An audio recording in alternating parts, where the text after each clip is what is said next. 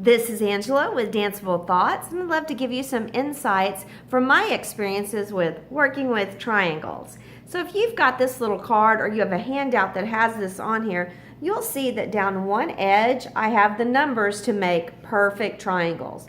But if you're not so lucky as to have that perfect number in your dance, you might have to be a little more strategic in the way you create it. So on the back, I give you some ideas about ways to alter that triangle. It seems that triangles are very popular in everyone's choreography. Doesn't matter what style, what genre, you're going to see a triangle somewhere in that performance most of the time. So let's be really smart and let's be very strategic about the way we set those triangles.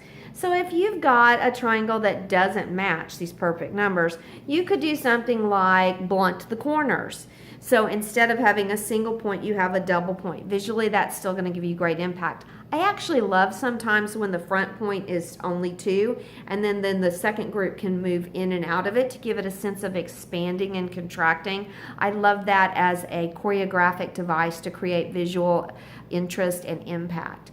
The other thing that you can do is you can change the way the base is set up. So you might do a base that goes a wide line to shorter, wide line. You can go wide, short, wide on the base. There's a lot of ideas that you can utilize just by starting with the full triangle and just scribbling it out. Think about where you would want to take those numbers out so that you still get the impact of the triangle choreography.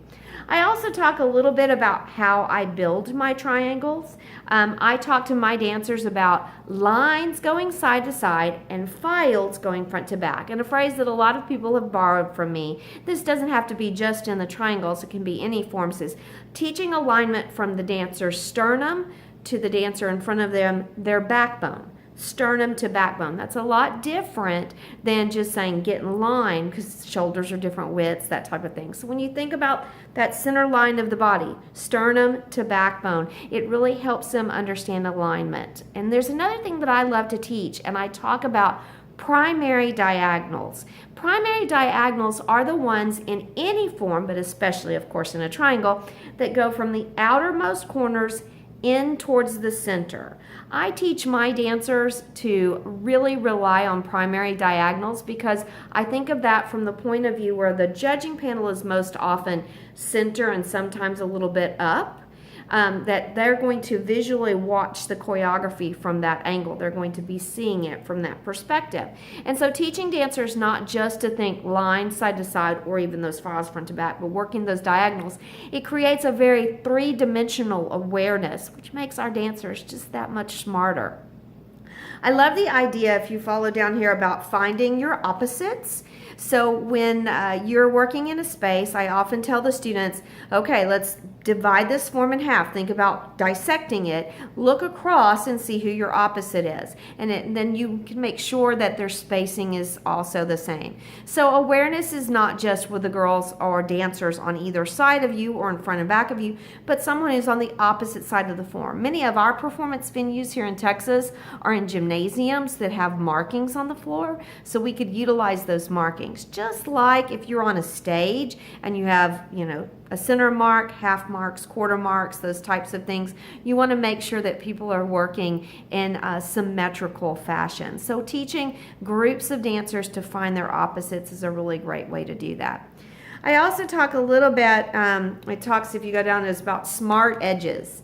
So when you're doing something like I call priority blocking, where you've actually thought through where your dancers are going to be before you actually put them in the form, you want to manipulate the situation to have very smart edges so that they corral their fellow dancers. Your smart edges, speaking of those dancers on that edge, he or she can really help make the choreography sparkle and shine because they're not going to let it get out, expand out, or sink in. So those smart edges, very important. While I'm talking about smart edges, let's talk about setting diagonals. Diagonals are, everybody's, there's the point here and the point here.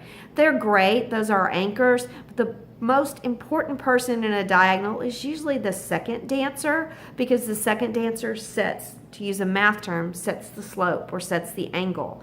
So you always want to encourage those dancers, the second person in the diagonal, to understand how important their role is.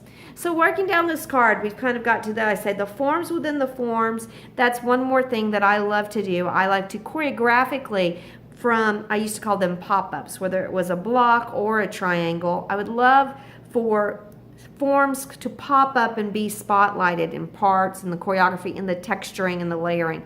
Forms within forms, so that I could see the choreography in different ways, different than always sequentially front to back or side to side. So that's an idea. It's also great for creating that spacing, because sometimes you say, all right, here's this giant form. I need you certain dancers always to understand that relationshiply, that you are in this, that's not a word, relationship-wise, that you are always in this rectangle within this triangle. It makes for great understanding, especially when that triangle or whatever form expands out and travels and moves and morphs into something else. So forms within forms is multiple things. It's a choreographic device, it's a spacing and alignment device, and it's also, in my mind, it's an interesting way to then change forms from one to the other. Final thing that I always use is eyes, not arms. Be sure that you are always talking about using peripheral vision. Dancers many times want to connect their arms with their fellow dancers or touch, which is great, but you can't do that always with the choreography. So using your eyes all the time. And then there's one more element to eyes, not arms, and that's talking about while you're dancing and your focus changes down a diagonal, or you do a pivot and you're facing the back. Teaching those dancers to utilize every opportunity to be very subtle, but yet aware that, oh, I need to check my alignment here. Keeping that constant awareness, like I said, it's almost making them three-dimensional in the performance space. We often think of dance as very sculptural. Well, it's not just sculptural, it's active and it's morphing all the time. So when you teach dancers to think like that, you're engaging a level of intellect that makes them special. That's my danceable thought about triangles. I hope that it's informative for you.